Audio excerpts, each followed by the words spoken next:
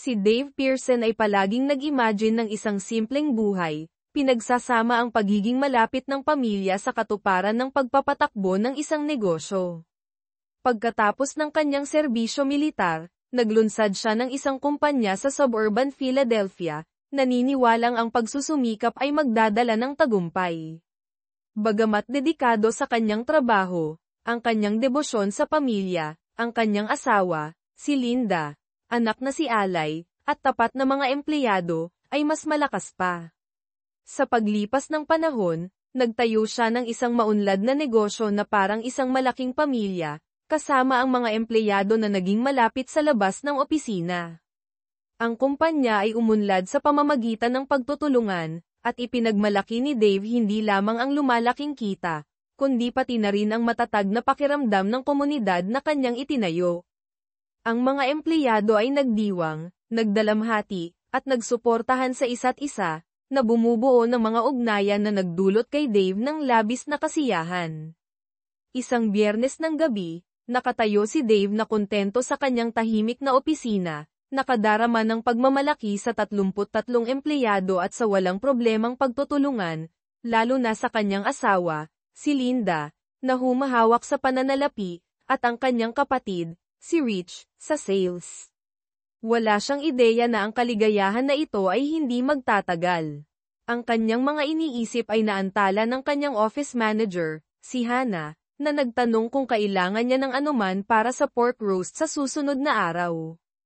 Ngumiti si Dave at nagbibirong nagtanong kung bakit siya tinatawag na boss, samantalang siya naman talaga ang nagpapatakbo ng lugar. Ngumiti si Hannah, sumasang-ayon na siya nga, pagkatapos ay nagtanong muli kung kailangan niya ng anuman.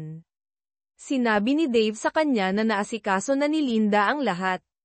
Napansin si Linda sa malapit, tinawag siya ni Dave. Tinukso siya nito, tinanong kung siya ba ang tinutukoy niya. Pabirong sumagot si Dave, nagtatanong kung sino pa ba ang kanyang kakausapin, na nagpatawa sa lahat.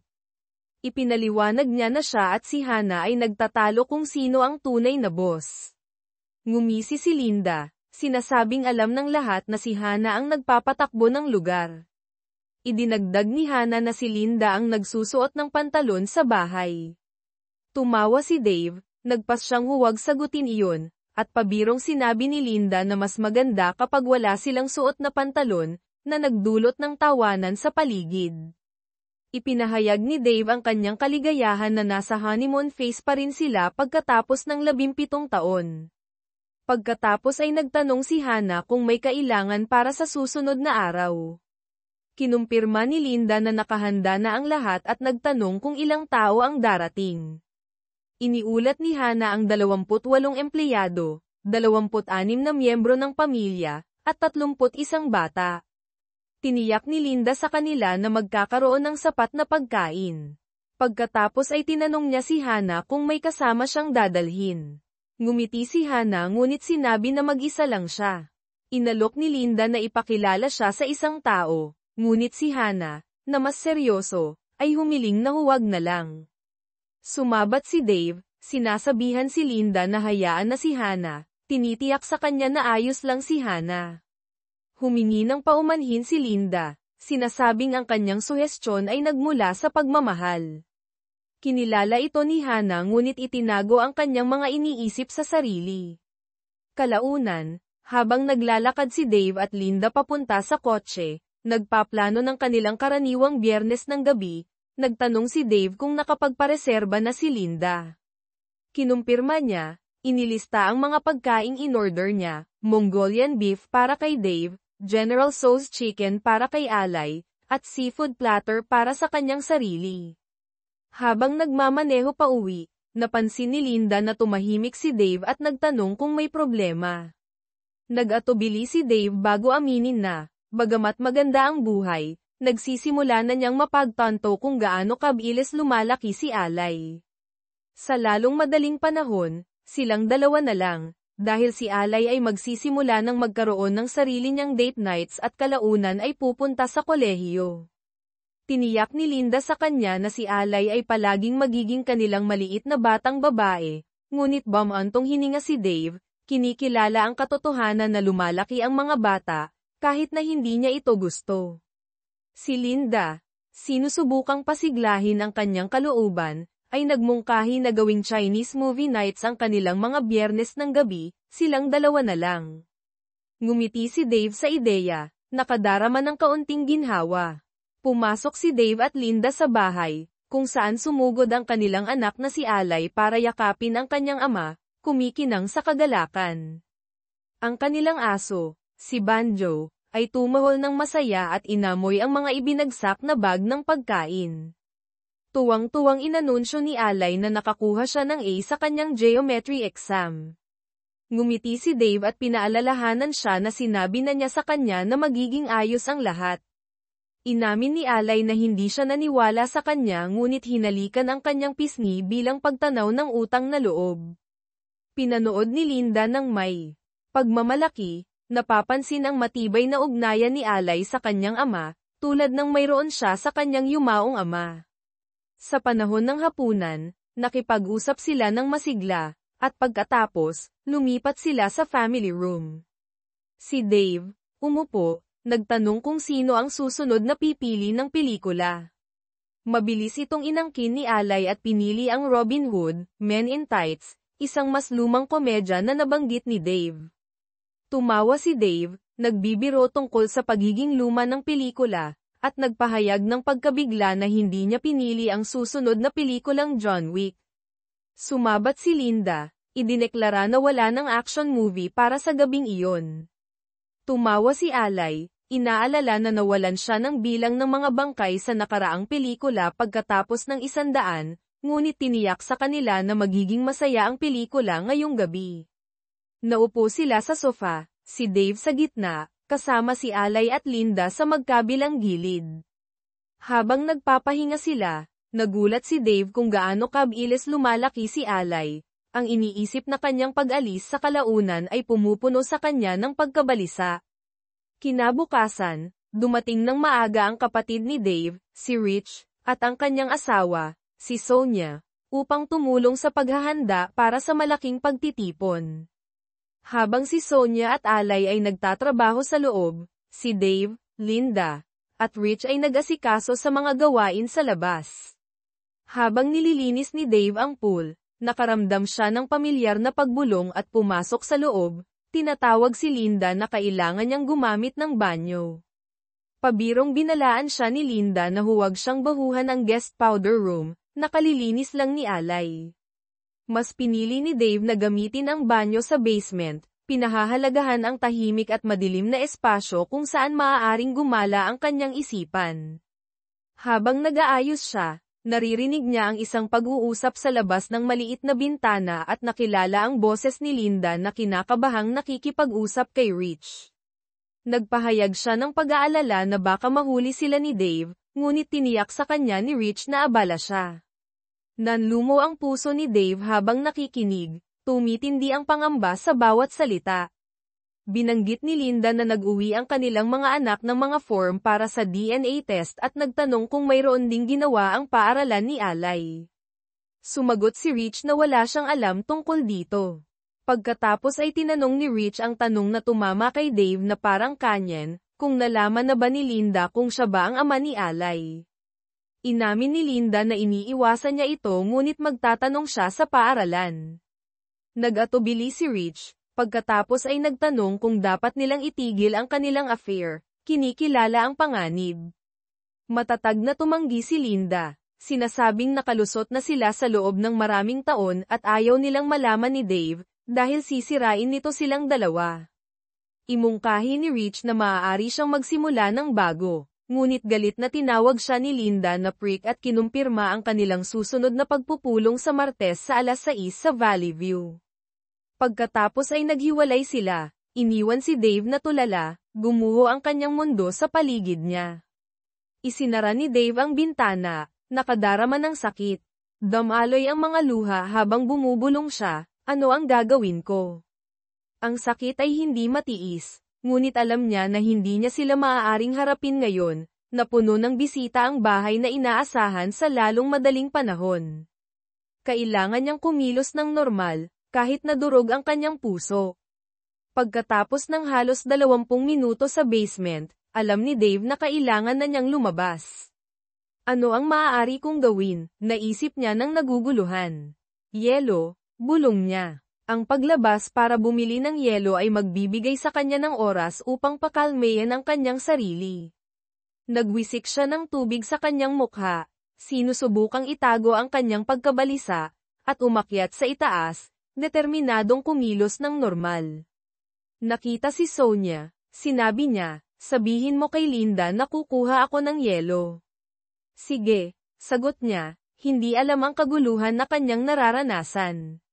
Sa tindahan, gumugol si Dave ng ilang minuto sa paglalakad at pag-iisip.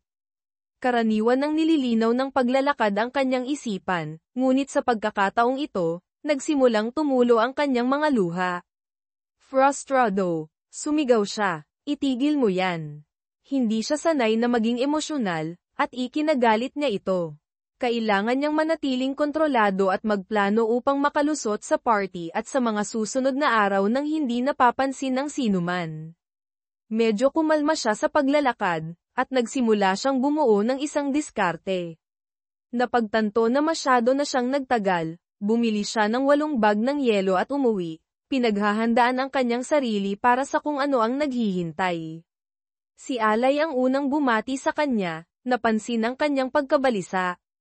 Tinanong niya kung ano ang problema, at mabilis na nagsinungaling si Dave, sinasabing sumasakit ang kanyang tiyan at kailangan niyang huminto. Hiniling niya sa kanya na ilipat ang yelo sa freezer, ipinapaliwanag na kailangan niyang humiga.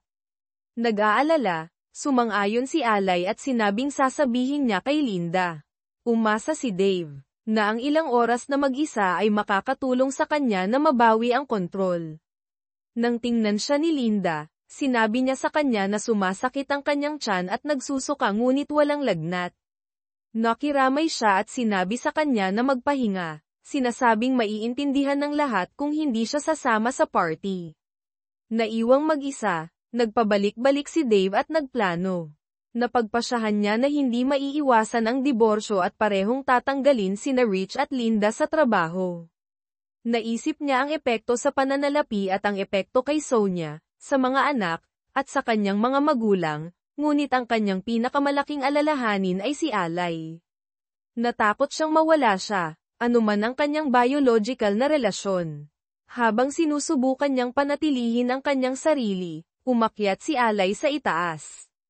Nagkunwari si Dave na natutulog, nararamdaman ang kanyang marahang paghawak sa kanyang buhok. Tinanong niya kung ayos lang siya, at mahina niyang sinabi na kailangan niyang magpahinga bago dumating ang mga bisita. Ang kanilang aso, si Banjo, ay tumalon sa kama at dinilaan ang kanyang mukha, na hindi nalalamang pinapahid ang kanyang mga luha. Ngumiti si Alay, sinasabing dinalhan niya siya ng kaibigan, at namahal niya siya. Hinalikan niya ang kanyang noo, at sa sandaling iyon, nadama ni Dave ang kanyang pagmamahal at alam na tama ang kanyang naging desisyon. Napagtanto niya na kailangang malaman ni Alay ang totoo bago ang paghaharap, bagamat kinasusuklaman niya na kailangan itong mangyari. Iniisip ni Dave kung ano ang iniisip ni Linda at Rich, na hindi maunawaan ang kanilang pagkakanulo. Alam niyang ilalantad niya sa lalong madaling panahon ang kanilang pandaraya, nasisira sa perpektong buhay na mayroon siya noon. Napuno siya ng kapaitan habang iniisip niya, sumpa sa kanila. Sa kabila ng lahat, nagawa ni Dave na makihalubilo sa mga bisita.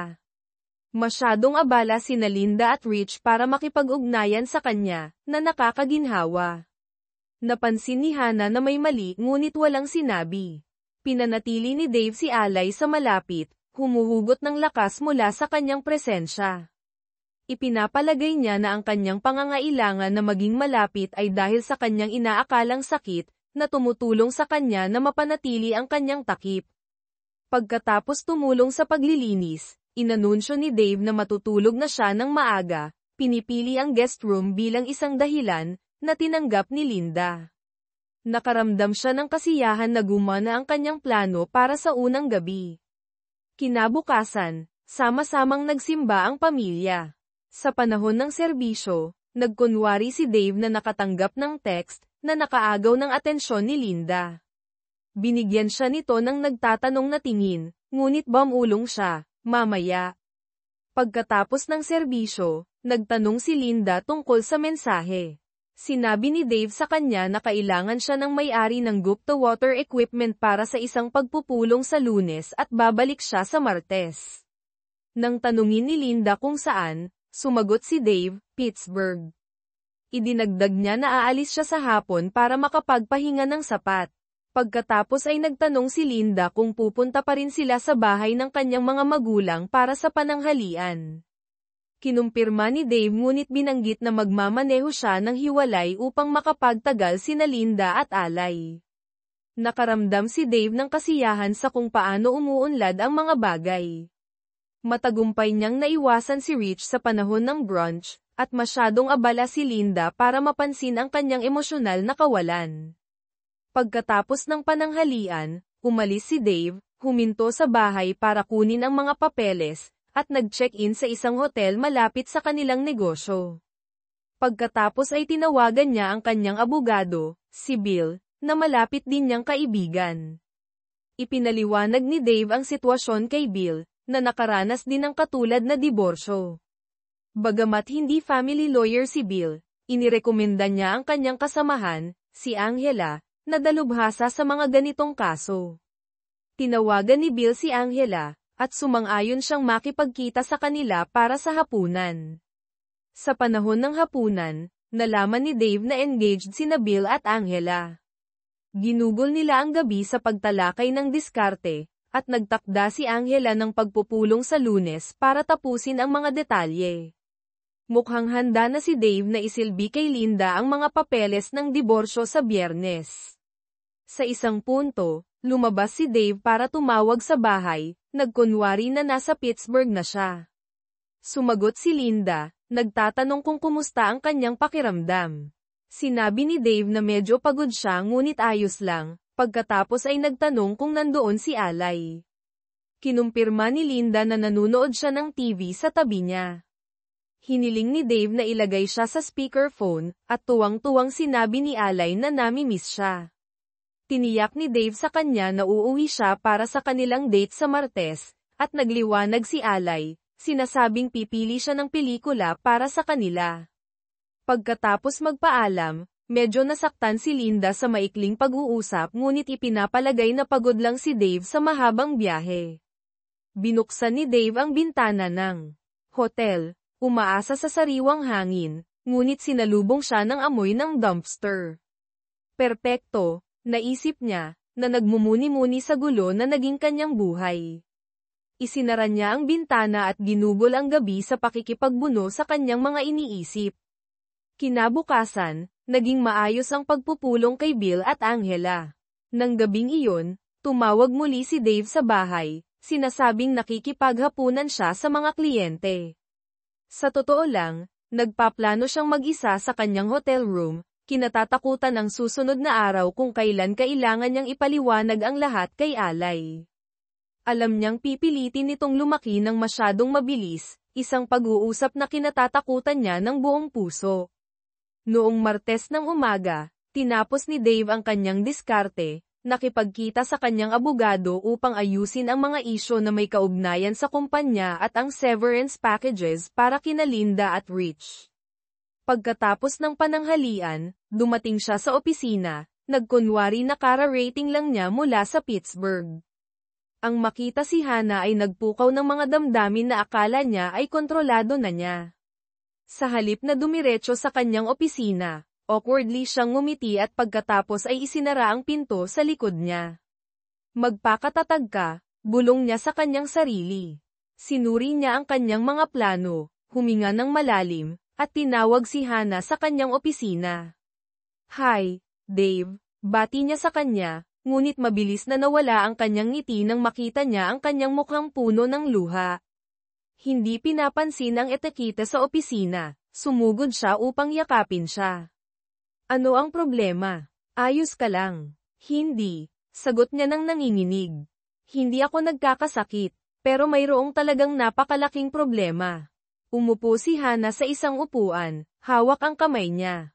Anong nangyayari? Si Linda ba? Tanong niya, Nakikita ang sakit sa mga mata niya. Tumango siya, nahihirapang magsalita. Rich, sa wakas ay bulong niya. Ang kapatid mo, tanong niya ng gulat. Naglakad-lakad siya sa silid, galit na galit, bago kumalma para yakapin muli si Dave. Nalaman mo bago ang party, hindi ba? Tumango si Dave, ipinapaliwanag kung paano niya narinig ang kanilang pag-uusap at napagtanto ang katotohanan. Walang pag-asa na mananatili ka sa kanya, tanong ni Hannah. 16 na taon na silang involved. Hindi ko kayang lampasan ito. Ipinagtimpla sila ni Hannah ng rum at coke. Pagkatapos ng ilang higop, lumipat sila sa negosyo. Sisisantehin sina Rich at Linda pagkatapos ng Biyernes. Gusto kong palitan ni Sonia si Linda, pero kailangan kong ikaw ang pansamantalang humalili sa mga tungkulin niya. Kaya ko yan, tiniyak ni Hannah sa kanya. Para sa sales, pinag-iisipan kong i-promote si Debbie Gleon. Nagpakita siya ng interes, at sa tingin ko ay magiging mahusay siya. Sang-ayon ako, sabi ni Hannah. Pwede palitan ni Tammy Field si Debbie. Maganda. Sa Biyernes, ipaalam sa kanila na magkikita tayo sa Lunes para pag-usapan ang kanilang mga promosyon. Maaari mo rin bang ihanda ang mga description ng trabaho bago noon? Oo naman. May iba pa ba? Pamatak ang mga luha sa mga mata ni Dave. Isa ka sa pinakamalalapit kong kaibigan, at nawawala sa akin si Linda, ang aking matalik na kaibigan. Maaaring kailanganin ko ang suporta mo ng higit pa. Mahigpit siyang niyakap ni Hannah. Karangalan ko iyon. Pagkaalis ng opisina, labis na naawa si Hannah kay Dave, alam na hindi niya nararapat ang ganoong sakit. Kinabukasan, naglakad-lakad si Linda sa kusina, pinahihirapan ng kanyang mga pagpipilian. Halos 1 taon na siyang hindi nakakasama si Rich at nagtataka kung bakit pa siya nakisangkot sa kanya. Determinado na wakasan ito ng tuluyan, kinumbinsi niya ang kanyang sarili na hindi magsasabi si Rich kay Dave dahil napakarami nitong mawawala. Habang nag-iisip siya ng malalim, pumasok si Dave, at itinapon niya ang kanyang sarili sa kanyang mga bisig, hinahalikan siya. Nagulat, tinanong ni Dave kung ano ang dahilan ng paglalamang. Sinabi ni Linda na mahal niya siya at na-miss niya siya mula noong picnic. Si Dave, nagsisinungaling, ay nagsabi na miss din niya siya, habang iniisip kung paano siya tutugan kung magtatanong siya tungkol kay Rich. Nang tanungin ni Linda ang kanyang mga plano kay Alay, binanggit ni Dave na dadalhin niya ito sa Vincent's para sa Italian at isang pelikula. Tinanong ni Linda kung may mga plano siya ngayong gabi. Nang tanungin ni Dave kung bakit, bahagya siyang napasinghap at sumagot na pupunta siya sa mall para mamili. Inasar siya ni Dave tungkol sa pagtingin sa mga bintana, at pilit na ngumiti si Linda. Sinasabi na baka tignan niya kung may makita siyang nakaagaw ng kanyang pansin. Idinagdag ni Dave, mag-ingat ka sa pamimili, at agad na pinagsisihan ito nang tanungin ni Linda ang kanyang ibig sabihin. Binalewala niya ito bilang isang biro, napapansin ang kanyang pagkabalisa. Sa kabutihang palad, bumaba si Alay, sinira ang tensyon. Masayang binati ni Alay si Dave, at pinag-usapan nila ang kanilang mga plano.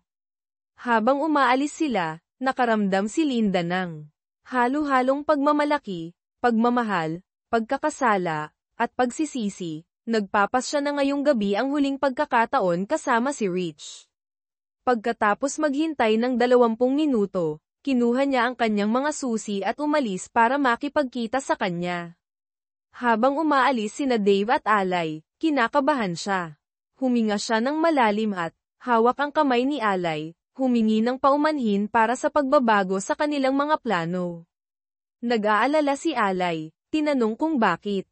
Ipinaliwanag ni Dave na hindi sila magkakaroon ng magarbong hapunan o manunood ng pelikula, ngunit kailangan nilang mag-usap at makita ang isang mahalagang bagay. Nag-aalala si Alay, tinanong kung isa ba itong sikreto mula sa kanyang ina. Tiniyak ni Dave sa kanya, humihingi ng pasensya hanggang sa hindi sila nagmamaneho. Nagmaneho sila ng tahimik hanggang sa makarating sila sa Chick-fil-A, kumuha ng pagkain, at pagkatapos ay tumungo sa isang maliit na kompleks ng opisina malapit sa Valley View Motel. Tinanong ni Alay kung bakit sila naroroon, at nag-atubili si Dave bago ihayag na si Linda ay mayroong relasyon at makikipagkita sa kanyang kasintahan doon. Nagulat si Alay, tumangging maniwala dito. Malungkot na kinumpirma ni Dave ang kanyang mga pangamba, at habang nagmamasid sila, dalawang sasakyan ang huminto sa motel. Nakita ni Alay ang sasakyan ng kanyang ina, kasunod ang Uncle Rich, bumababa at papasok sa motel kasama si Linda. Sina Alay at Dave, parehong wasak, ay nagyakapan habang kinukunan ni Dave ng mga litrato ang kanilang pagkikita. Pinanood nila sina Linda at Rich na nagyakapan at pumasok sa isang motel room ng magkasama. Humingi ng paumanhin si Dave kay Alay, na, sa pamamagitan ng mga luha, ay napagtanto ang bigat ng sitwasyon. Nangako siyang mananatili sa kanyang ama, tinatanggihan ang kanyang ina. Nangako si Dave na gagawin ang lahat upang panatilihin siya sa kanya. Si Alay, galit, ay nagpahayag na kung mapipilitang manatili sa kanyang ina, gagawin niyang miserable ang kanyang buhay. Alam ni Dave na hindi ito ang oras upang hikayatin ang isang bukas na isip tungkol sa kanyang relasyon kay Linda. Binalaan niya si Alay na ang pinakamahirap na bahagi ay darating at nakailangan nilang kumilos ng normal hanggang sa harapin niya si Linda sa Biyernes. Si Alay, nalulula, ay nagpahayag ng pagdududa na kaya niya itong gawin, ngunit tiniyak ni Dave sa kanya na malalampasan nila ito ng magkasama. Iniwan nila ang motel upang maghanap ng isang tahimik na lugar upang mag-usap. Nagmaneho si Dave sa isang liblib na lugar ng picnic sa isang kalapit na parke.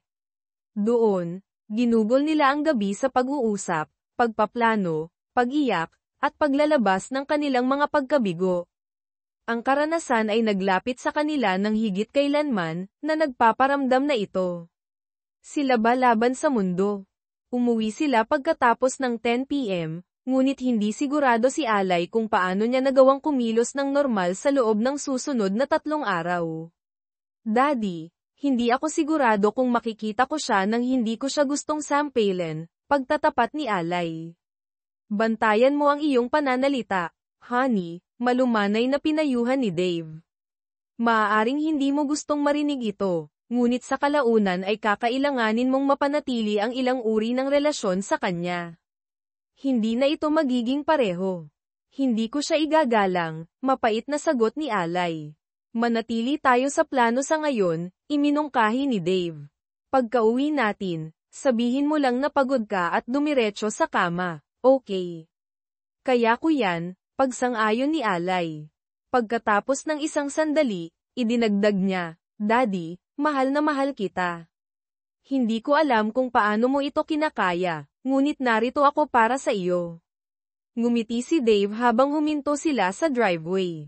Paano ako naging napakaswerte na magkaroon ng ganoong kamanghamanghang anak, sabi niya, puno ng emosyon ang kanyang boses. Hindi ka tamad, Daddy. Ikaw ang pinakamahusay na lalaki na kilala ko, at ang pinakamahusay na ama na maaaring hilingin ng isang babae. Tahimik silang pumasok sa bahay, nagpapasalamat na makita si Linda na nasa kama na.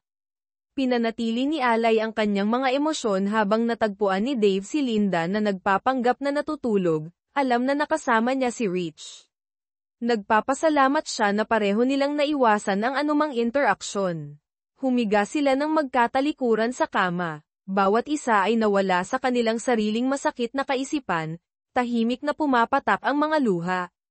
Kinabukasan, nagising si Dave, naamoy ang kape, at nagbihis para sa kanyang biyahe. Sinuri niya si Alay, na handa na sa kusina. Si Linda ay gumagawa ng pancakes at masayang binati siya. Niyakap siya ni Dave at hinalikan ang kanyang leeg. Sa tamang sandali, pumasok si Alay at binati ang kanyang mga magulang, sumasang-ayon sa plano. Kinabukasan, nagising si Dave, naamoy ang kape, at nagbihis para sa kanyang biyahe. Sinuri niya si Alay, na handa na sa kusina. Si Linda ay gumagawa ng pancakes at masayang binati siya. Niyakap siya ni Dave at hinalikan ang kanyang leeg.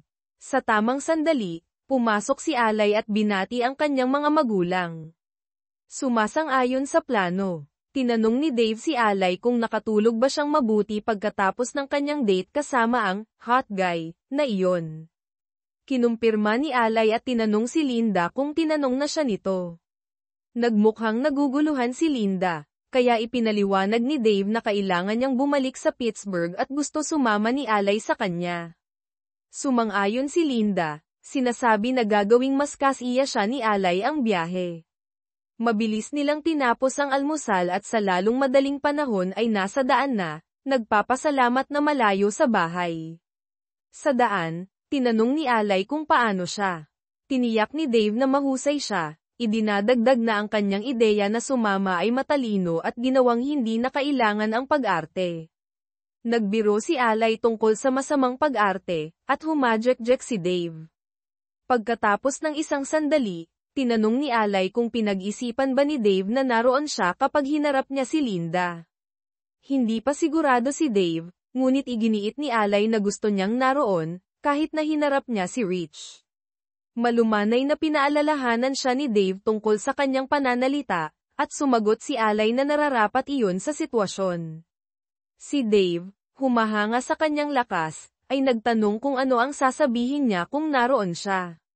Hindi sigurado si Alay, ngunit sinabi niyang gusto niyang malaman ng kanyang ina na hindi siya maaaring magtago mula sa kanya at na nasa panig siya ni Dave. Nag-check-in sila sa isang hotel, at sa elevator, tahimik na nagtanong si Alay, kailan nagsimula ang relasyon. Sinabi ni Dave na hindi niya alam ng eksakto, ngunit matagal na iyon. Pamatak ang mga luha sa mga mata ni Alay habang nagsisimula siyang magtanong, ngunit malumanay na pinutol ni Dave, tinitiyak sa kanya na anuman ang sagot, hindi nito babaguhin ang anumang bagay sa pagitan nila. Naglakad sila papunta sa kanilang silid ng tahimik. Sa loob, tinanong ni Alay kung gusto malaman ni Dave ang lahat. Hindi sigurado si Dave at nagtanong kung gusto niya. Si Alay, na may nanginginig na boses, ay nagsabi na alam niya kung sino ang kanyang ama, ngunit naisip niyang matalino na malaman. Idinadagdag na hindi niya alam kung kaya niyang magkaroon ng dalawang magulang na nandadaya. Magiliw na tinanong ni Dave kung gusto niyang malaman, at inamin ni Alay na gusto niya. Iminungkahi ni Dave na maghintay sila ng ilang buwan, ipinapaliwanag na mayroon siyang mga dahilan upang maghintay sa ngayon. Mahigpit siyang niyakap ni Alay, may mga luha sa kanyang mga mata, at nagsimula silang mag-unpack ng tahimik. Naghahanap ng aliw sa presensya ng isa't isa sa kanilang pananatili sa hotel. Si Dave at Alay ay nagpapanatili ng komunikasyon, lalo na kapag nakikipagpulong si Dave sa mga abogado o humahawak ng negosyo. Ginugol ni Alay ang oras sa tabi ng pool, lumalangoy o nagbabasa. Sa unang araw, sumama si Hana sa kanila upang pag-usapan ang estratehiya, at kalaunan ay nagsalo sila sa hapunan. Si Alay at Hana ay naging malapit, at sa silid, nagbukas si Alay kay Dave. Nag-aalangan na binanggit ni Alay na may gusto si Hana sa kanya, na ikinagulat ni Dave nang tanungin ni Alay kung may nangyari sa pagitan nila. Nagulat si Dave at tiniyak sa kanya na hindi siya kailanman lumapit sa panloloko sa kanyang ina. Si Alay, lumuluha, ay humingi ng paumanhin sa pagdududa sa kanya, at tiniyak ni Dave sa kanya na naiintindihan ang kanyang mga tanong. Pareho silang nagtataka kung bakit nagtaksil si Linda, umaasa ng mga sagot sa Biyernes. Kinabukasan, tinawagan ni Hana si Linda upang talakayin ang trabaho. Tinanong niya ang tungkol sa month-end closing at binanggit na kailangan ng itgay ang laptop ni Linda para sa mga update at virus check. Kinumpirma ni Linda na nasa opisina siya buong araw at sumang-ayon naman ang halian kasama si Hana, na nakaramdam ng halo-halong ginhawa at kalungkutan na alam kung ano ang darating sa Biyernes. Kinabukasan, natagpuan ni Alay ang kanyang ama na nakatingin sa labas ng bintana, may mga luha sa kanyang mga mata. Nang tanungin niya kung okay lang siya, inamin ni Dave na hindi at tinanong kung handa na siya para sa isang mahirap na araw. Bamantong hininga si Alay, kinikilala na wala silang pagpipilian. Tinanong ni Dave kung sa tingin niya ay mapapatawad niya si Linda at mananatili. Inamin ni Alay na hindi niya makikita ang kanyang ina sa parehong paraan pagkatapos ng lahat ng kasinungalingan.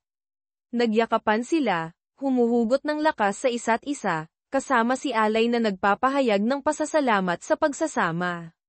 Si Dave, na antig sa pagiging matanda ni Alay, ay nagtanong kung okay lang siya sa lahat. Sumagot siya na okay lang siya basta okay siya. Nagbahagi sila ng isang maliit na ngiti bago maghanda para sa araw. Pagkatapos ng almusal, nag-impake sila, nag-check out, at tumungo sa opisina ng abogado. Naroon sina Bill at Angela, humanga sa pagtitimpi ni Alay sa panahon ng mga talakayan sa diborsyo. Aktibong nakilahok si Alay, nag-aalok ng magagandang mungkahi. Nagkomento si Angela kung gaano kahusay na kinakaya ni Alay ang sitwasyon, at nagpahayag si Alay ng interes sa batas, binabanggit na ito ang kanyang paboritong genre ng palabas sa TV. Hinikayat siya ni Angela na isaalang-alang ang pagtatrabaho sa kanilang paralegal team sa hinaharap, at masigasig si Alay. Ang panonood kay Alay na nakikipag-ugnayan sa mga abogado ay muling tiniyak kay Dave na malakas siya para sa kung ano ang nasa unahan. Pagkatapos ng pananghalian, nag-asikaso sina Dave at Alay ng mga gawain, bumabalik sa bahay bandang 3:30 PM ang bigat ng nalalapit na paghaharap ay bumibigat, at ang katahimikan sa pagitan nila ay nagdaragdag sa tensyon. Inilatag ni Dave ang ebidensya sa mesa ng kainan at iminungkahi na maglaro sila ng cribbage upang palipasin ang oras. Mayroon silang halos 1 oras bago magbago ang lahat. Ang tunog ng pagbubukas ng pinto ng garahe ay naghudyat na dumating na ang sandali. Sina Alay at Dave ay nakaupo sa mesa, walang nang pagpapanggap. Pumasok si Linda na may mga pakete, masayang nagpapahayag, nandito na ang Chinese food. Simulan na natin ang party. Ngunit pagkatapos ay nakita niya ang kanilang malungkot na mukha, at tumama ang katotohanan. Uy, anong nangyayari? Tanong ni Linda, papalapit sa mesa. Tahimik ngunit matatag na sinabi ni Dave, umupo ka, Linda. Nag-alangan siya ngunit umupo, napapansin ang larawan mula sa kanyang pakikipagpulong kay Rich. Nagulat, halos hindi niya napansin ang upuan, napupuno ng mga luha ang kanyang mga mata habang bumubulong siya, hindi. Tumingala siya upang makita sina Dave at Alay na nakatingin sa kanya na may paghamak. Please, Dave, huwag mong gawin ang karapat-dapat sa akin, pakiusap ni Linda sa pamamagitan ng mga luha. Huminto si Dave bago magtanong ng mahina, ano sa tingin mo ang karapat-dapat sa iyo? Please, huwag mo akong iwan, pakiusap ni Linda. Huwag kang iwan. Tulad ng itinapon mo ang ating kasal at pamilya, sagot ni Dave, kontrolado ngunit mapait ang kanyang boses. Ito ay isang napakalaking pagkakamali, sigaw niya. Gaano katagal tumagal ang pagkakamaling ito? Tanong ni Dave ng matalim. Nag-alangan si Linda, hindi sigurado kung gaano karami ang alam niya. Hindi mahalaga, 1 beses ay masyadong marami. Hindi ba natin ito malalampasan? Seryoso ka ba? Gaano katagal, Linda? Utos ni Dave. Sa wakas, inamin ni Linda, mula bago niya nakilala si Sonia, kaya mga 17 taon. Sinabi ni Dave ng mapait, nandaya ka sa loob ng 17 taon, at sa tingin mo ay hindi mahalaga iyon. Mahalaga ito, makasarili at nakakasakit ito, pag-amin ni Linda. Si Alay, hindi makapagpigil, ay sumabog, Mom, paano mo ito nagawa? Sinira mo si Dad at ako. Tumayo bigla si Dave, kumukulo ang galit. Sino ka ba, Linda? Dagdag ni Alay ng galit. Oo, tingnan natin, sinungaling, mandaraya, traidor, at isang mangkukulam. Si Linda, nalulula, ay tumingin kay Dave para sa suporta. Please, Dave, sabihin mo sa kanya na huwag akong tawaging mga pangalan, pakiusap ni Linda. Ang tugon ni Dave ay malamig, kapag may sinabi siyang hindi totoo, gagawin ko. Tumahimik ang silid, nabasag lamang ng tahimik na hikbi ni Linda. Sa wakas, nagtanong si Linda, ano ang gagawin mo? Pumunta ka sa iyong silid, linisin ang iyong sarili, at kumalma. Nagpapagalit lang sa amin ang iyong pag-iyak. Mag-uusap tayo bago kami umalis ni Alay, ngunit kailangan nating ayusin ito. Saan ka pupunta? Tanong ni Linda, may gulat sa kanyang boses. Hindi iyon alalahanin mo, at hindi natin aayusin ang anumang bagay sa loob ng ilang oras. Umakyat ka, utos ni Dave. Paakyat-akyat si Linda sa hagdan. Ayon sa plano, nagpadala ng mensahe si Dave sa kapatid ni Linda, si Shelly, all set, kakailanganin ka niya. Pumunta ka dito sa loob ng 30. Got it, sagot ni Shelly. Umupo si Linda sa kama na umiiyak. Pagkatapos ng ilang sandali, nagsimula siyang mag-isip ng mga paraan upang iligtas ang kanyang pamilya. Ngunit pagkatapos ay tumama sa kanya ang malupit na katotohanan, hindi na ito ang kanyang kama. Sinira niya ang lahat para sa wala. Damaloy ang mga bagong luha habang pinoproseso niya ang pagkawala. Pagkalipas ng 20 minuto, bumalik siya sa ibaba, nagagalit pa rin ngunit mas kalmado. Nagsimula si Dave ng walang kurap. Una, alam mong sisisantehin ka, tama? Muling nagsimula ang mga luha ni Linda. Bakit? Magaling ako sa trabaho ko, protesta niya. Kailangan mo pa bang tanungin? Hindi na ako nagtitiwala sa iyo, at ayaw na kitang makita, Linda, malamig na sagot ni Dave. Ibinaba ni Linda ang kanyang mga mata, nahihirapang kontrolin ang kanyang mga emosyon.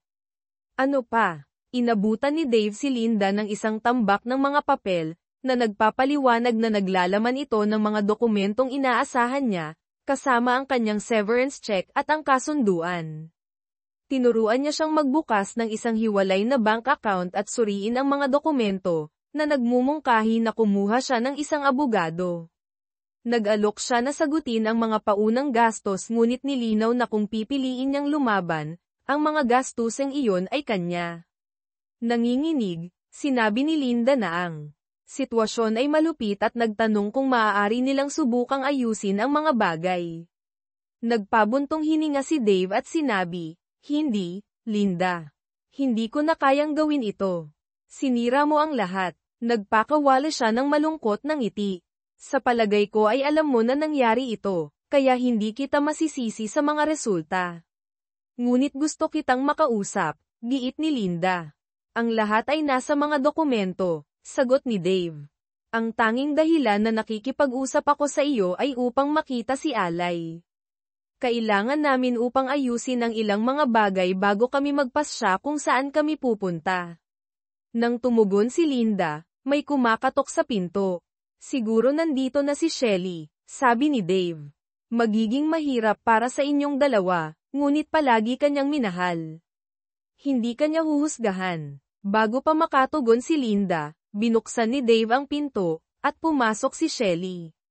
Binigyan niya si Dave ng nagpapasalamat na tingin, at pumunta kay Linda, mahigpit na niyakap siya.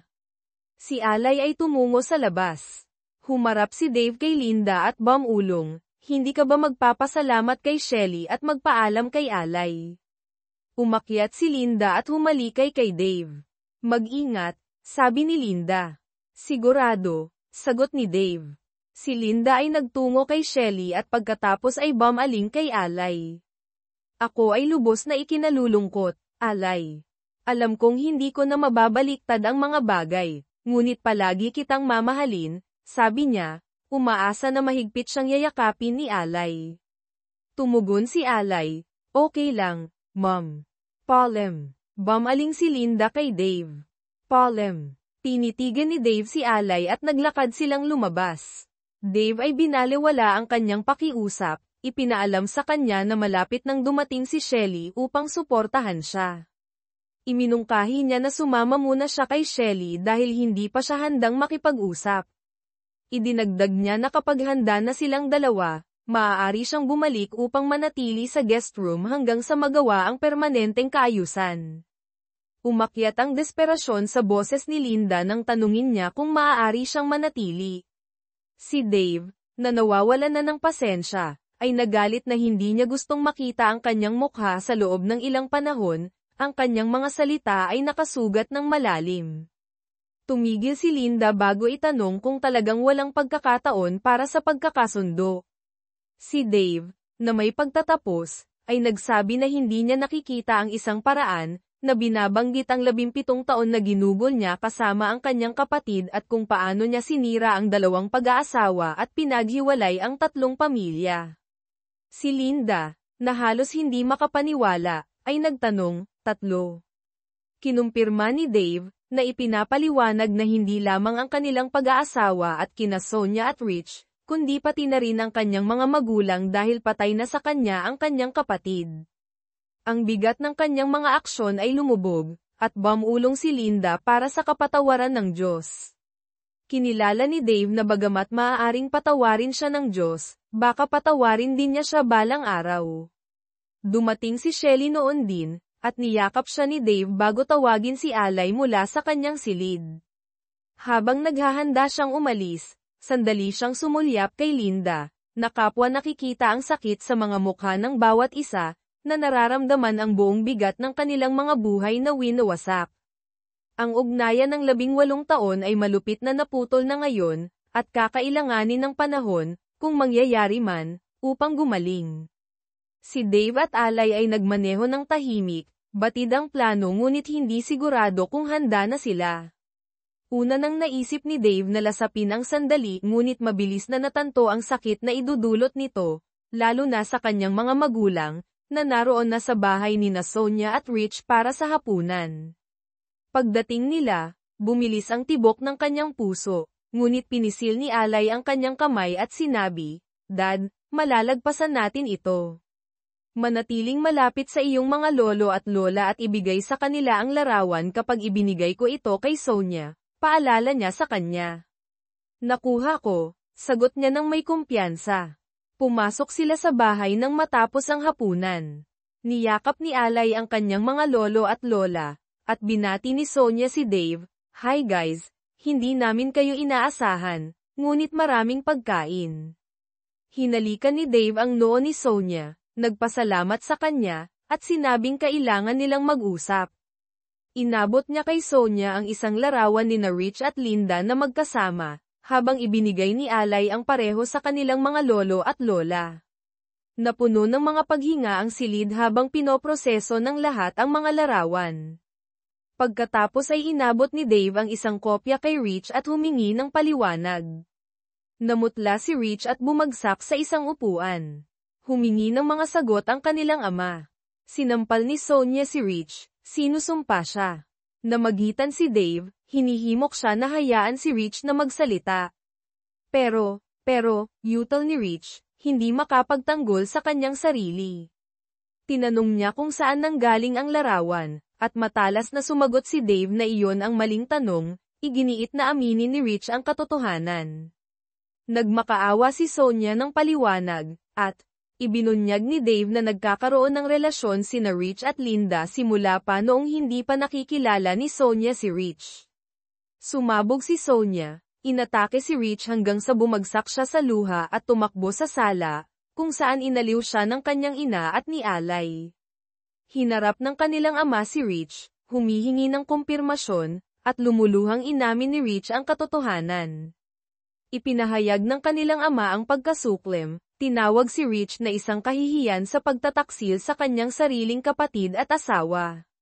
Sinubukan ni Rich na humingi ng paumanhin, ngunit pinutol siya ni Dave, na nagdedeklara na patay na sa kanya si Rich at na hindi niya na gustong makita siya ulit. Ipinagbigay alam din niya kay Rich na sisanti na siya at sinabihan ang kanilang ama na hindi na niya itinuturing si Rich na kanyang kapatid. Sinubukang pakalmayan ng kanilang ama si Dave, ngunit matatag si Dave, na nagsasabing kung naruroon si Rich, aalis siya, at kung madalas itong mangyari, nakagawa na ang kanilang ama ng kanyang pagpipilian. Bumantong hininga ang kanilang ama, na nauunawaan ang paninindigan ni Dave ngunit humihiling na huwag asahang putulin si Rich ng tuluyan.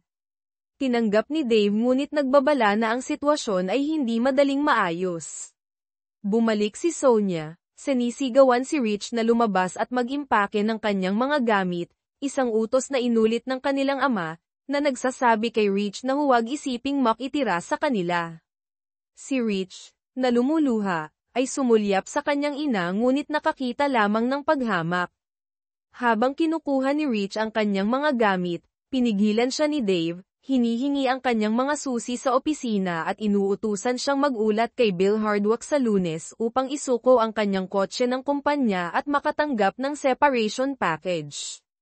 Kinuha rin ni Dave ang computer bag ni Rich, na nagdulot ng pagkatakot kay Rich. Nagprotesta si Rich, na nagsasabing mayroon siyang mga personal na gamit sa computer, ngunit iginiit ni Dave na ito ay pag-aari ng kumpanya at na anumang personal ay ibabalik sa Lunes. Desperado, sumugod si Rich kay Dave at sumuntok. Gumanti si Dave, pinatumba si Rich sa sahig. Sumabog ang silid sa kaguluhan habang sinusubukan ng iba na makialam, ngunit sa wakas ay pinakalma ng kanilang ama si Dave gamit ang isang mahigpit na yakap habang silang dalawa ay nakatayo. Si Rich ay nakahiga na semi-conscious sa sahig, talunan. Naibalik ang kanyang disposisyon, humingi ng paumanhin si Dave kay Sonia sa biglaang pagbabahagi nito sa kanya at nagtanong kung maaari silang mag-usap ng pribado sa katapusan ng linggo. Si Sonia, na hindi sigurado, ay sumang-ayon. Pagkatapos ay humingi ng paumanhin si Dave sa kanyang mga magulang, at tumugon ng mahinahon ang kanyang ina, na nagsasabing nauunawaan nila at mag-uusap sila mamaya. Sumang-ayon si Dave, pagkatapos ay bumaling kay Alay at nagtanong kung handa na siyang umuwi. Nakatayo si Alay sa tabi niya, handa nang umalis. Bago umalis, tinanong ni Dave ang kanyang ama kung siya at ang kanyang ina ay mananatili upang tulungan si Sonia at tiyaking aalis si Rich ng tahimik. Tumango ang kanyang ama, tiniyak sa kanya na hahawakan nila ito. Si Dave, na may pagpapasya, ay nagsabi na siya at si Alay na lang ang natitira ngayon. Tiniyak ng kanyang ama na naroon pa rin sila para sa kanya. Umalis si Dave at Alay ng tahimik. Bagamat pinagsisihan ni Dave ang eksena, nakaramdam siya ng kaunting ginhawa sa paglabas ng kanyang galit. Gayunpaman, isang mas mahalagang pag-iisip ang sumakop sa kanyang isipan, at napansin din ito ni Alay. Bakit masyadong protektado si Uncle Rich sa kanyang computer bag? Anong laman nun? Iyan din ang iniisip ko, sagot ni Dave. Umuwi na tayo at alamin. Daddy, okay ka lang ba? Parang wala ka sa sarili mo, tanong ni Alay, na halata ang kanyang pag-aalala. Okay lang ako, masakit lang, sagot ni Dave na may pilit na pagtawa. Nag-alala ako na baka saktan mo si Grandpa noong sinubukan kanyang pigilan, pag-amin ni Alay. Siguro sobra pa ako sa wala sa sarili, ha? Sabi ni Dave, na nagmumuni-muni sa kanyang mga aksyon. Talaga, pero siguro maganda ang pakiramdam, sabi ni Alay na may maliit na ngiti. Nagpalitan sila ng malalim na pagtingin, parehong batid ang tensyon ngunit pati na rin ang ugnayan sa pagitan nila. Samantala, ipinakit ni Rich ang kanyang mga gamit sa mga malita at basurahan, nagngangalit na nabunyag ang kanyang relasyon at kinuha ni Dave ang kanyang computer bag. Sinigurado niyang ilagay ang isang lockbox sa isa sa kanyang mga malita, alam na kakailanganin niya ang mga nilalaman nito. Nang hindi nagpaalam, nagmaneho siya pamilaga, kailangang maglaho, hindi sigurado kung kailan matutuklasan ni Dave ang lahat ng kanyang mga lihim. Ang mga plano ni Rich ay magulo sa pinakamahusay. Nilalayo niyang humanap ng isang maliit na bayan sa Wyoming o Idaho, magrenta ng isang lugar na may cash, at pagkatapos ay itapon ang kanyang kotse sa kanluran. Isinasaalang-alang niya ang pagnanakaw ng isang sasakyan o pagsakay sa tren o bus upang maiwasan ang pagkakakilanlan. Nang walang access sa mga files sa kanyang computer, naligaw siya. Paano nangyari ang lahat ng napakabilis, galit niyang bulong, hindi namamalayan na nakaligtaan niya ang dalawang mahahalagang bagay sa kanyang pagkatakot. Pagbalik sa bahay, natanto ni Dave na hindi pa sila kumakain, kaya't kumuha sila ng fast food, bumabalik sa isang walang laman na bahay. Nakaramdam sila ng parehong ginhawa at lungkot sa pagkawala ni Linda. Pagkatapos ng hapunan, dinala ni Dave ang computer bag ni Rich sa kanyang opisina at sinimulan ang pag-inspeksyon sa mga nilalaman nito. Mukhang normal ang lahat hanggang sa makakita siya ng isang sobre mula sa isang malaking kliyente, Brandy Water Processes, na naglalaman ng tseke na ginawa sa Rich's Cleaning Services sa halagang $99,900, naghihinala na ito ay suhol. Bumulong si Dave sa kanyang sarili tungkol sa mga aktibidad ni Rich habang kinakaladkad ang mga papeles, na walang nakitang kaina-hinala kaagad. Binuksan niya ang computer at natuklasan ang isang nakatagong file. Kinikilala ang kahalagahan nito. Kaagad niyang tinawagan ang kanyang kaibigan na abogado, si Bill. Tinanong ni Bill kung paano ang takbo ng mga bagay, at si Dave, na nagmumukhang seryoso, ay sumagot na gaya ng inaasahan ngunit kailangan niya ng tulong kaagad. Ipinaliwanag ni Dave na ito ay seryoso at humiling na pumunta. Ayaw iwanang mag-isa si Alay, nag-alok si Bill na dalhin si Angela, ngunit sinabi ni Dave na hindi na kailangan, kahit na malugod siyang tinatanggap. Dumating si Bill pagkaraan ng 25 minuto. Ipinakita ni Dave sa kanya ang tseke at ang mga nilalaman ng nakatagong file. Si Bill, na sinusuri ang ebidensya, ay kinumpirma ang mga hinala ni Dave, na nagsasabing ito ay tumuturo sa panunuhol, pangingikil, at posibleng pag-iwas sa buwis, na maaaring humantong sa mga federal na kaso. Si Dave, na nag-aalala, ay nagtanong kung kailangan bang makialam ang FBI, at kinumpirma ni Bill na malamang ito at maaaring maharap si Rich sa oras ng pagkakulong. Nang itanong ni Dave kung ano ang gagawin, sinabi ni Bill na makikipag-ugnayan siya sa isang tao sa FBI, na nagbibigay diin sa pangangailangang kumilos ng mabilis kung hindi matatag si Rich. Pagkatapos ay nag-iwan si Bill ng mensahe sa kanyang kontak sa FBI at bumalik kay Dave, na nagsasabing dapat silang makipagkita sa ahente ng maaga sa umaga. Iminungkahi ni Bill na dalhin ang bag at ang tseke sa kanya kung susubukan ni Rich na kunin ang mga ito, na sumang-ayon si Dave na isang magandang ideya. Habang paalis si Bill, nagbiro siya tungkol sa pagkakaroon ni Dave ng ugali ng mga legal na serbisyo pagkatapos ng oras, kung saan sumabay si Dave, na nagtatanong kung anong uri ng premium ang nasa isip ni Bill. Iminungkahi ni Bill ang isang bote ng 14-year-old Balvenie single malt, at sumang-ayon si Dave, na nakangiti sa unang pagkakataon sa gabing iyon. Bago umalis, pinayuhan ni Bill na huwag munang ibigay kay Rich ang severance agreement gaya ng nakasulat upang maiwasan ang pagbibigay ng senadoryas sa kanya tungkol sa FBI. Iminungkahi ni Dave na magdagdag ng isang naantalang payout na nakatali sa isang pagkakasundo ng mga gastos, at sumang-ayon si Bill bago umalis. Plano ni Dave na makipag-usap kay Sonia at sa kanyang mga magulang sa Sabado, ngunit binago iyon ng maagang tawag ni Bill sa umaga. Mayroon silang 10 a.m. na pagpupulong kasama ang mga ahente ng FBI na si Steve Majors sa Philadelphia. Iginigiit ni Alay na sumama sa kanya, pagkatapos ng lahat, gumagawa sila ng mga desisyon ng magkasama. Sa pulong, ipinakita ni Dave at Bill ang ebidensya kay Ahente Majors, na tumawag naman sa kanyang supervisor, si Jack Sims. Matapos suriin ang mga dokumento, kinamot ni Jack ang kanyang baba at nagtanong, mayroon kaming spreadsheet ng mga suhol, isang hindi pa nababayarang tseke mula sa pinakabagong isa, at mga detalye ng isang offshore account. Magkano ang pera sa account? $785,000, tanong ni Ahente Majors, ang iyong kumpanya. Naniniwala ako, kinumpirma ni Dave. Pinayagan si Rich na makipag-ayos sa mga presyo ng proyekto hanggat hindi bumababa ang margin sa ibaba ng 23%. Mukhang nagtakda siya ng mga presyo sa itaas lamang ng limit na iyon at tumanggap ng mga suhol kapalit, at mayroon kang 14 na kliyente na lumahok. Alam mong haharap din sila sa mga kaso, patuloy ni Ahente Majors. Oo, kinilala ni Dave. Alam mo ba kung nasaan si Rich? Tanong ni Majors. Hindi, pag-amin ni Dave.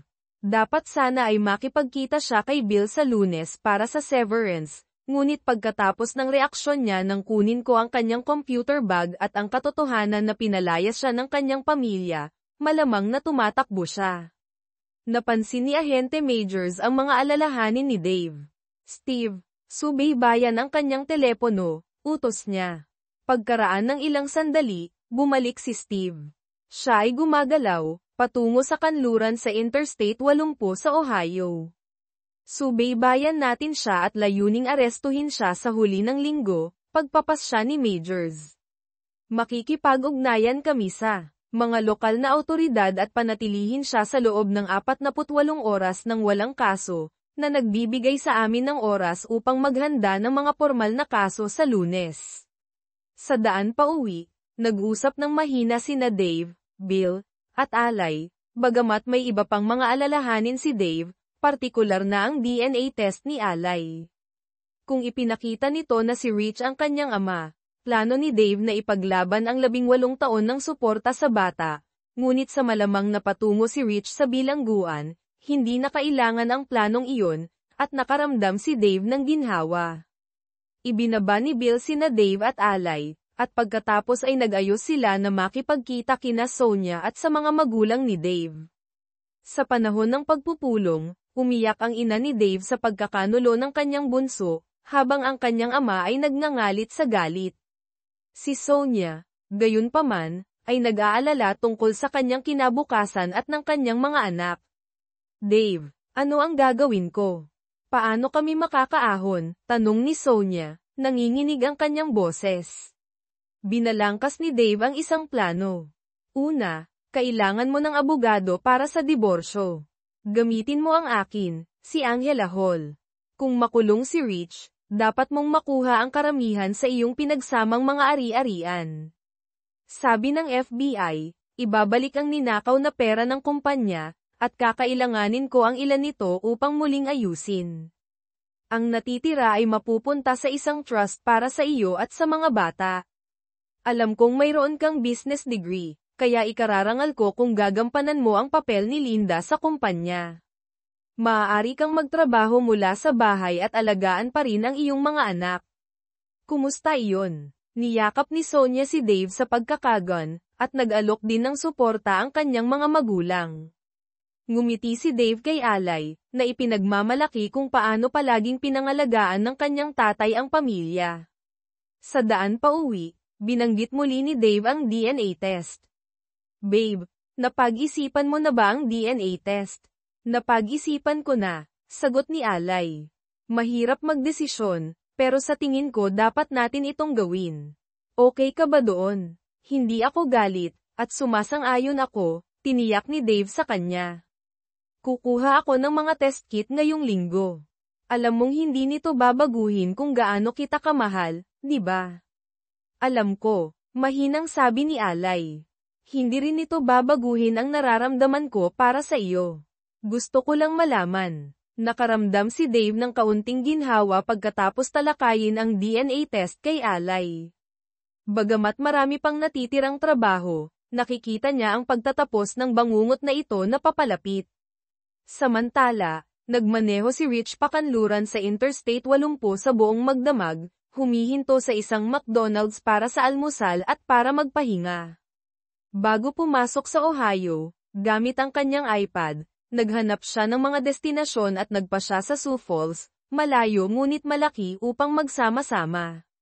Nag-book siya ng isang murang furnished room at nagplanong itapon ang kanyang kotse malapit sa Fargo, sumakay ng bus pabalik, at magtago.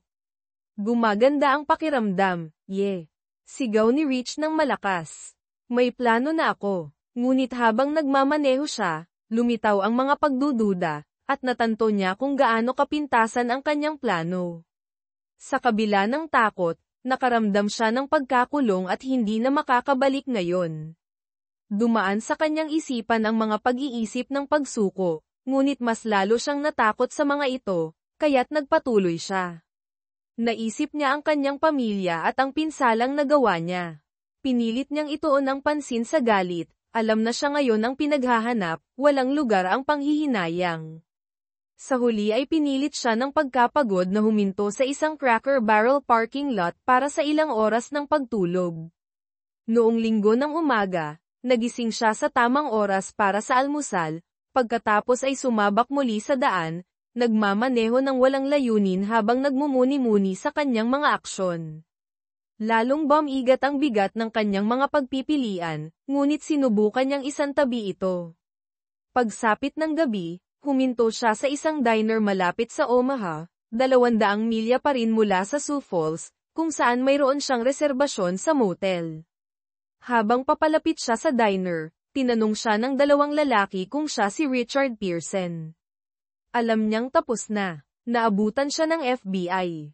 Noong Lunes ng umaga, nagdala si Dave ng mga donut, bagel, at kape para sa isang all-staff meeting.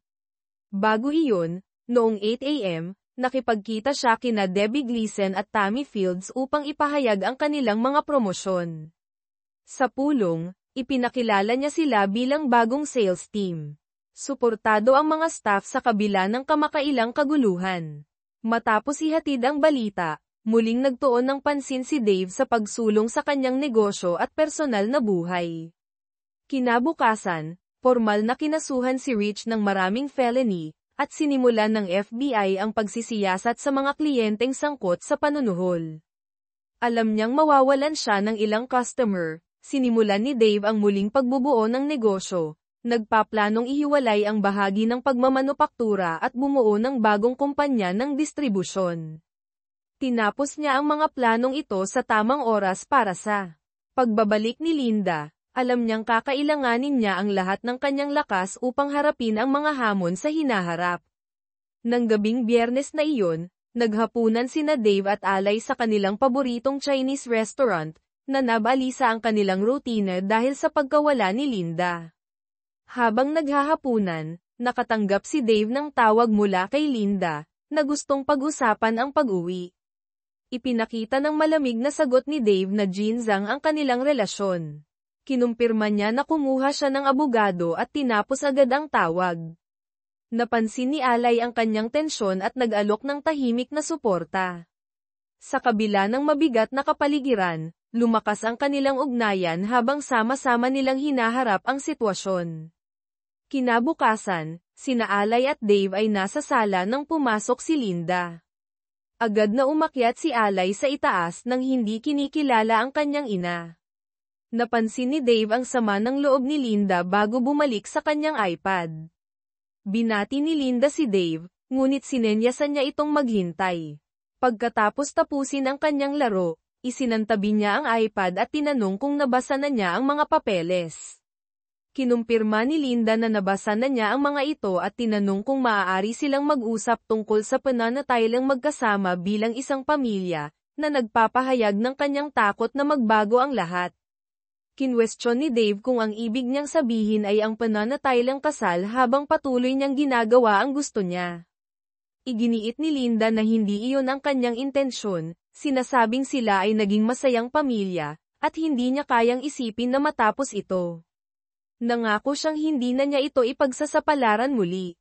Hindi kumbinsido si Dave, itinuro na hindi niya isinaalang-alang ang mga kahihinatnan ng kanyang 17 taong relasyon at ngayon ay gusto niyang manatiling magkasama para lamang maiwasan ang resulta nito.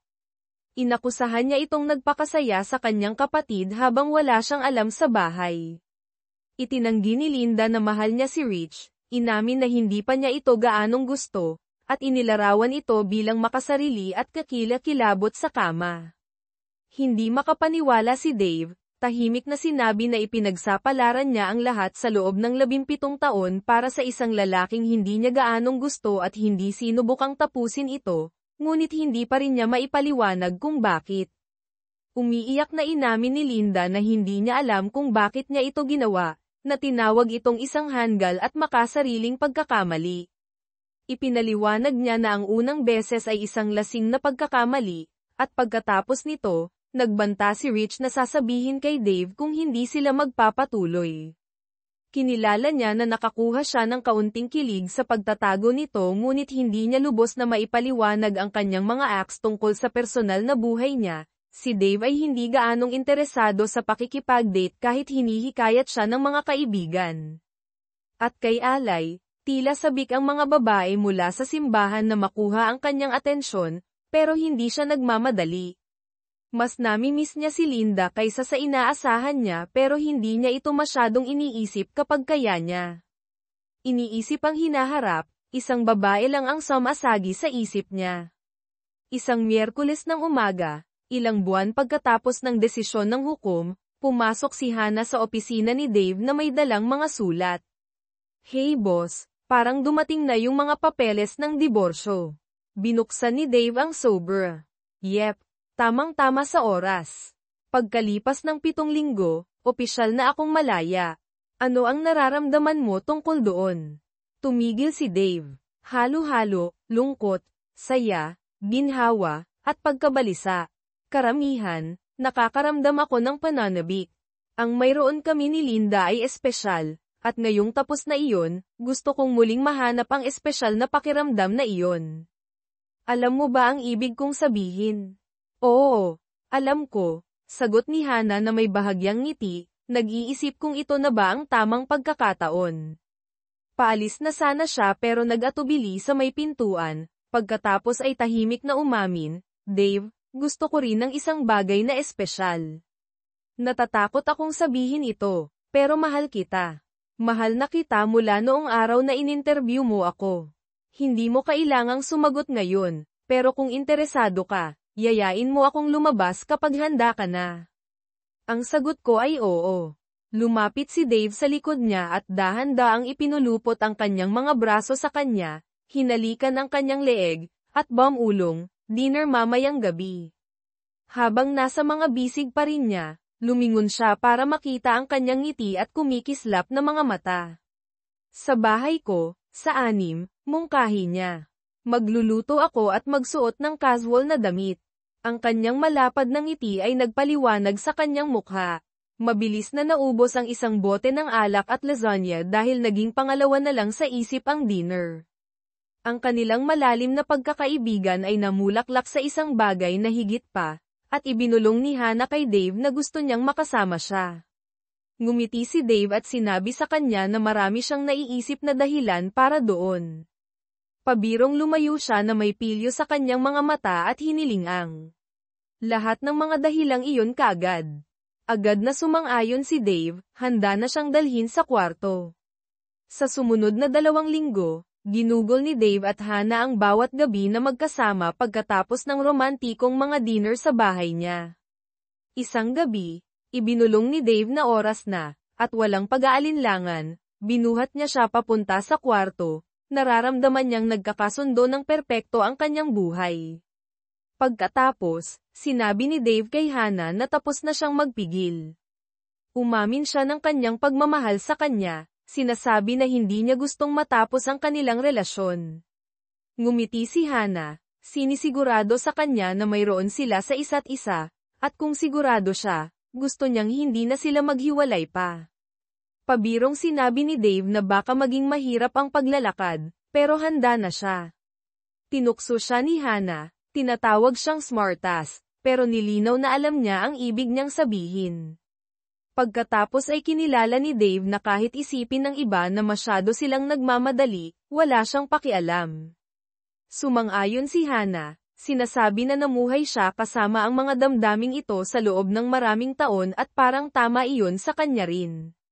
Pagkalipas ng 6 na buwan, ikinasal sila sa kanilang simbahan. Nagdiriwang ng casual na pig roast sa kanilang likod bahay kasama ang 200 bisita. Nag-enjoy ang mga bata sa pool at entertainment, habang sumayaw at nagpahinga ang mga adulto sa ilalim ng isang marquee. Tumugtog ang isang maliit na banda, at lahat ay may maraming dapat ipagdiwang. Nagulat ang ilan kung gaano sila kabilis nagpakasal, lalo na't si Hana ay 8 taon na mas bata kay Dave.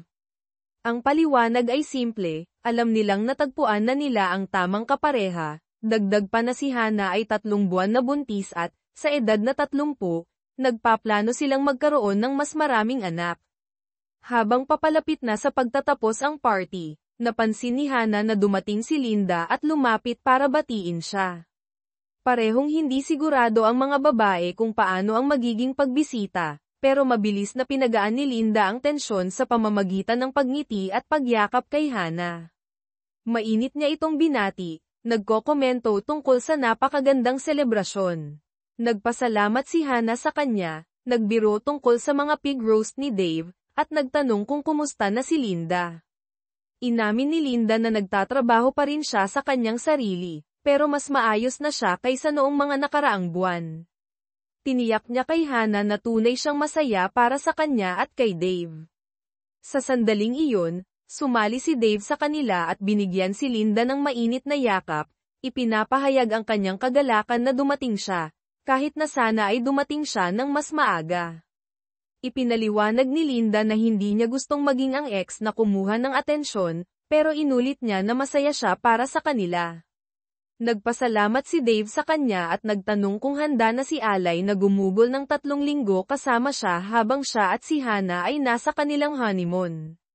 Sumagot si Linda na inaabangan niya iyon, kahit na umaasa siyang hindi masyadong ikadidismaya ni Alay iyon. Binanggit ni Linda na nakukonsensya si Alay tungkol sa ilang bagay, pero tiniyak kay Dave na magiging maayos sila. Humajek-jek si Dave at nagtanong kung makikilala ni Linda ang kanyang emotional support animal, na nagpagulat sa kanya. Nagtanong siya kung mayroon pa rin siyang banjo, at tumawa si Dave, sinasabi na kasama ni Alay si banjo. Nilinaw niya na ang ibig niyang sabihin ay ang baboy na ini-roast nila at inanyayahan siyang kumuha ng plato. Nawala ang anumang natitirang tensyon habang tumawa sina Hannah at Linda. Nagbibiro tungkol sa ideya ng pagtatapon kay Dave sa pool. Walang dalawang diborsyo o paghihiwalay na magkapareho. Iba-iba ang reaksyon ng mga tao kapag gumuho ang buhay. Pagkatapos matuklasan ang affair ni Linda, nagduda si Dave na makakahanap pa siya ng kaligayahan muli. Nagluksa si Alay sa pagkawala ng kanyang pamilya, at natakot si Hannah na mamumuhay siya ng walang pag-ibig o magtitiyaga sa mas mababa. Silang lahat ay nasira, ngunit sa huli, nakahanap sina Dave, Hannah, at Alay ng mas malaking kagalakan kaysa dati. Kahit na gumuho ang lahat, umaasa sila ng parehong paggaling para kay Linda at Sonia, oras lang ang makapagsasabi. Pagkalipas ng 10 taon, tinanong ng pastor kung sino ang nagbibigay sa babaeng ito para ikasal. Matatag na sumagot si Dave, ang kanyang ina at ako. Pagkatapos ay inilagay niya ang kamay ni Alay sa kamay ng kanyang groom, si Nathan Lawson, ang apo ni Judge Stanley Lawson. Sumali si Dave kay Hannah, na nagpapahid ng masayang luha. Nakaupo si Linda sa malapit kasama ang kanyang fiancé. Habang nagpanibagong buhay sina Hannah at Linda ng kanilang pagkakaibigan, pinanatili ni Dave ang kanyang distansya mula sa kanyang ex-wife, kahit na hindi na niya kailangang iwasan siya. Ang kanyang pagmamahal kay Hannah at sa kanilang 3 anak ay nagpagaling sa mga sugat ng nakaraan. Habang umuupo si Dave, ibinulong ni Hannah, Miss Touch, Mr. Pearson, Mothers Plural. Ngumiti si Dave. Ipinagmamalaki ang kanyang 10 taong gulang na anak na babae na si Sarah, ang maid of honor ni Alay. Ang kanyang bunso, si Jenna, ang flower girl, at ang maliit na si Dave Jr., na 3 taong gulang na ngayon, ang ring bearer. Tahimik siyang nagpakasawa sa pagmamahal at pagmamalaki, nakakaramdam ng malalim na pasasalamat. Nagtapos si Alay bilang top ng kanyang klase mula sa Temple University Law School, kung saan niya nakilala at inibig si Nate. Habang nagde-date sila, naging malapit na magkaibigan sina Dave at Judge Lawson, na ginagawang maayos ang pagsasama ng kanilang pamilya. Nakatuon si Nate sa criminal law, sumali sa opisina ni Bill Hardwick, habang ipinagpatuloy ni Alay ang family law kasama ang team ni Angela Hall. Ang mga pagbabago sa negosyo ni Dave ay lumampas sa inaasahan, at sa edad na 48, nagplano siya at si Hannah na magretiro kapag siya ay naging 55. Kahit hindi bilyonaryo, ginawang posible ng kanyang financial planning ang kanilang mga layunin.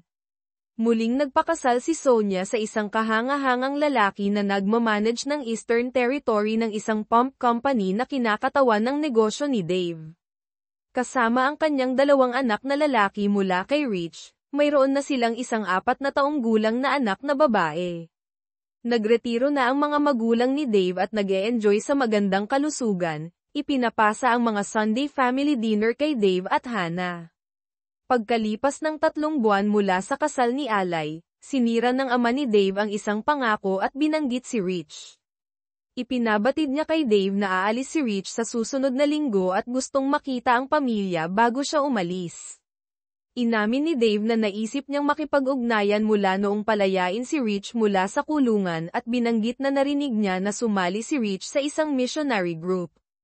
Kinumpirma ito ng ama ni Dave, ipinapaliwanag na pupunta si Rich sa Tanzania bilang isang water purification specialist pagkatapos makipag-ugnayan sa isang prison ministry.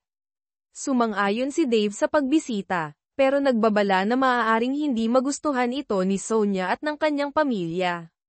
Tiniyak sa kanya ng kanyang ama na maayos sila dito, dahil binisita na sila ni Rich. Nagulat si Dave, dahil hindi ito binanggit ni Sonia, pero ipinaalala sa kanya ng kanyang ama na nilinaw ni Dave na ayaw niyang magkaroon ng anumang kinalaman kay Rich. Kinilala ito ni Dave at nagtanong kung ano ang iniisip ng kanyang ama kay Rich ngayon. Nag-isip ang kanyang ama, inaamin na ang mga aksyon ni Rich ay parang personal na pag-atake at nasaktan siya ng malalim. Sinabi niya na kung hindi dahil kay Alay, hindi niya alam kung paano niya kinaya. Sumang-ayon si Dave na nanatili silang malakas sa pamamagitan ng lahat. Pagkatapos ay ibinahagi ng kanyang ama na palaging pakiramdam ni Rich ay tagalabas siya sa pamilya at nakita si Dave bilang ang perpektong anak na hindi niya kayang makipagkumpetensya, kahit na hindi sila nagpakita ng paboritismo. Pagkatapos ng ilang pagmumuni-muni, nagpasya si Dave na may utang siya sa kanilang dalawa na mag-usap at linawin ang lahat. Nakahinga ng maluwag ang kanyang ama, alam na ganito iisipin ni Dave. Ibinahagi ni Dave kung paano siya nakaramdam kamakailan ng labis na kagalakan at kapayapaan. Iniisip kung paano naging maganda ang lahat pagkatapos ng kaguluhan 10 taon na ang nakalilipas. Napansin niya kung paano muling nagpakasal si Sonia, nabawi ang ninakaw na pera ni Rich, at umunlad ang kanyang negosyo.